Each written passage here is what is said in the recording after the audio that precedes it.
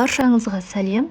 Күнделікті қайталанатын тағамдардан шаршасаңыз, міндетті түрде осы тағамды жасап көріңіздер. Өте дәмді және де еттері жұп-жұмсақ болып шығады. Біз ең алдымен тестасын дайындап қоятын боламыз. Ең алдымен бізге бір жұмыртқа, тұз және салқын суымыз қажет болады.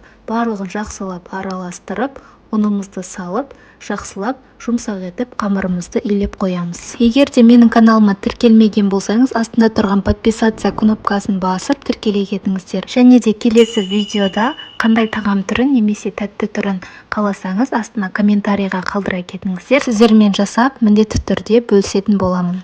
Қамырымызды жақсылап илеп болған соң, бетін жауып, бөлме температурасында қалдыратын боламыз. Келесі біз начинкасын дайындайтын боламыз. Алдын ала барлығын дайындап қоямыз. Бізге бір сәбіз және де картоп және жарты пияз қажет болады. Негізі бұл тағамды үйіңізде қанша отбасы мүшелері болса, соған қарай көп немесе аз мөлшерде жасасаңыздар болады. Бұл тағамның атын көбінесе дімляма деп те атайды. Егер де сіз осы видеоны көріп тұрсаңыз, сіздердің өңірлеріңізде бұл тамақты қалай атайды? Астында комментарийға қалдыра кетіңіздер. Біз начинкамызға тұз бұрышымыздың барлығын салып, жақсылап араластырып қоятын боламыз. Келесі бізде 2 штук сәбіз және де 6-7 дана картоптарды жақсылап турап, өздеріңіздің қалауларыңыз бойынша турап дайындап қоясыздар. Бізде картоп сәбіздерімізді өте қатты майдалап жіберудің қажеті жоқ. Біз картоптарымызды 2-ге немесе 3-ге бөліп дайындап қоямыз. Тағамымыз дәмді болу үшін біз бір болгар тәттісін де қосып турап аламыз. Артынша пияз, етімізді де майдалап турап, дайындап тамағымызды бастаймыз. Қазанымызға керегінше сұйық майымызды құйып, жақсылап қыздыртып, етімізді салатын боламыз. Бірінші етімізді жақсылап қуырып болғаннан соң, артынша пиязымызды да салып, жақсылап пиязымыз сарғайғанша қуыратын боламыз.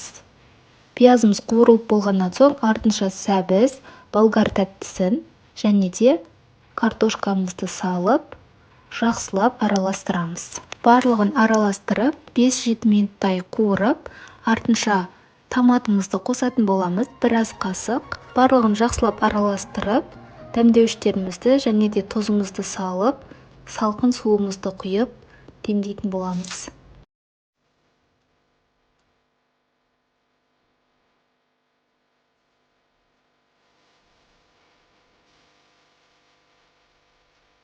Барлығын қуырып болғаннан соң, аз ғана суымызды қосып, бетіне біз капусталарымызды орнататын боламыз. Бетін жауып, газымыздың астын орташа отта біркелкі етіп пісіретін боламыз. Мұнда біз пісіріп болғаннан соң, келесі біз тестамызды жаятын боламыз. Тестамызды жақсылап ұнға аунатып, сосын барып жұмсақ етіп қамырымызды жаямыз. Бізде қамырымыз өте жұмсақ болған, сол себепті алдын ала ұнымызды сеуіп, қамырмен арасы жабыспайтындай етіп, жұқа қамырымызды жаямыз. Бізде бұл тамақтың ерекшелігі де осы тестасында болып тұр. Сол себепті тестасын өте жұқа етіп жаямыз. Жайып болған соң, бетіне сұйық майымызды жағып шығамыз. Барлығын біркелкі етіп майын жағып, тестамызға сіңгеннен соң, тесталарымызды біркелкі етіп пышақтың көмегімен кесіп шығамыз. Барлығын видеода көрсетілгендей етіп жасаңыздар. Мен тестаны 4-ге бөліп алдым, сосын барып 2-ге бөліп, өзіміздің кез келген формамызға келтіріп кесіп аламыз. Сосын кесіп болған тесталарымыздың ішіне начинкаларын салатын боламыз. Начинкаларын бір тегіс етіп барлығын жайып, салып, сосын барып гүл формасына келтіріп орайтын боламыз. Барлығын видеода көрсетілгендей етіп жасаңыздар. Бұл тамақ осы гүл ханыммен өте әдемі көрінеді. Сіздер де міндетті түрде жасап көріңіздер. Ешқандай қиындығы жоқ. Сіздер осы начинканың орнына фаршты да қолдануға болады.